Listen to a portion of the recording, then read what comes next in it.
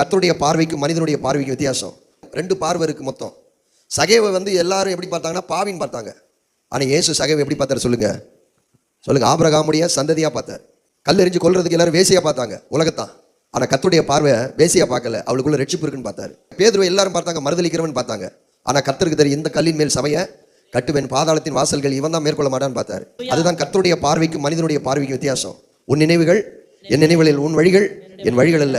பலவானை முறியடிக்கும்படி இன்னொரு பலவானை தான் கொண்டு வந்து நம்ம ஃபைட் பண்ணுவோம். ஆனால் கர்த்தருடைய பார்வை பலவானை கொண்டு அடிக்க மாட்டார், பலகினரை கொண்டு தான் அடிப்பார். பேதுரு சொல்றாரு, உங்களை வெள்ளியினாலும் பொன்னினாலும் மீட்கப்படாமல் கிறிஸ்து இயேசுடைய ஆட்டுக்குட்டியானுடைய விலையேற பெற்ற இரத்தத்தினாலே மீட்கப்பட்டீர்கள். இதுதான் எங்க பார்வை. பவுன் பாருங்க இன்னைக்கு கூடிக்கிட்டே போகுது. அதை நீங்க விலையேற பெற்றதுன்னு நினைக்கிறீங்க, அந்த அலங்கரிப்பு தான் விலையேற பெற்றதுன்னு நினைக்கிறீங்க. அது இல்லை. உலகத்தானுடைய பார்வை ஜோல்ஸு, நகை, பணம் இதுதான் பெருசா தெரியும், அந்த அலங்கரிப்பு தான் பெருசா தெரியும். ஆனா எங்களுடைய பார்வை எப்பவுமே சாந்தமும் அமைதலும் அவருடைய இருதயத்தில் மறைந்திருக்கிற குணமே கர்த்தருடைய பார்வையில விலையேற பெற்றது. எது கர்த்தருடைய பார்வையில விலையேற பெற்றது? இந்த அலங்கரிப்பு, அழியாத அலங்கரிப்பு.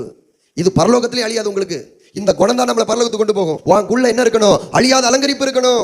புரிந்தவங்க ராமன் சொல்லுங்க. நான் வாரி வலிச்சு போடுறதுனால கர்த்தர் ஒரு நாள் என்கிட்ட பிரியப்படுறதே அல்ல. சோத்திரம். மனுஷன் பிரியப்படலாம், அவங்களுக்கு நிறைய இருக்குன்னு சொல்லலாம். ஆனால் அதனால என்ன கர்த்தர் ஒரு நாள் அவருடைய சிங்காசனத்துக்கு பக்கத்தில் என்ன உட்கார வைக்க போறது இல்லை. ஆனால் அதே நேரத்தில் நீங்கள் ஆவிக்குரிய கனிகளை கொடுத்து பாருங்க, உங்க வாழ்க்கை எப்படி தெரியுமா இருக்கும்? உங்களை பக்கத்தில் வச்சுக்குவாரு. இந்த ஜிப்பா உடுக்கிறதுனாலலாம் ஆண்டவர் என்ன தூக்கி பக்கத்தில் வச்சுக்க மாட்டாரு. நான் ஜிப்பா உடுத்தி என் வாழ்க்கை சரியில்லைன்னா என்ன பிரயோஜனம்? நான் நகையை கலத்தி என் வாழ்க்கை சரியில்லைனா என்ன பிரயோஜனம்? நான் நகையை போட்டு என் வாழ்க்கை சரியில்லை என்ன பிரயோஜனம்? புரிஞ்சா இல்லையா? நம்ம இந்த பூமியில என்ன சேர்த்தாலும் கொண்டு போக மாட்டோம். ஆனா இந்த பூமியில் உள்ள ஆசீர்வாதத்தை வச்சு பரலோகத்துக்கு சில ஆசீர்வாதத்தை கொண்டு போவோம். பைபிள்ல பூமியில சேருங்கன்னு பைபிள் எங்கேயுமே இல்லை. ஆனா உங்கள் பொக்கிஷத்தை பரலோகத்திலே சேர்த்து வைங்கன்னு பைபிள் இருக்கு. இந்த பூமியில சம்பாதிக்கிறது பூமியில போனாலும், ஆனா இந்த பூமியிலிருந்து வருகிறது நீங்க சரியான இடத்துல இன்வெஸ்ட்மெண்ட் பண்ணினீங்கன்னா ஊழியத்துக்கு கொடுக்கணும், ஏழைகளுக்கு கொடுக்கணும், மிஷனரிகளுக்கு கொடுக்கணும், விதவைகளுக்கு கொடுக்கணும். இப்படிப்பட்ட திக்கற்ற பிள்ளைகளுக்கு நாம் கொடுக்கும்போது நம்முடைய வாழ்க்கை கர்த்தருக்கு பிரியமான வாழ்க்கையாய் மாற முடியும். அல்லேலூயா.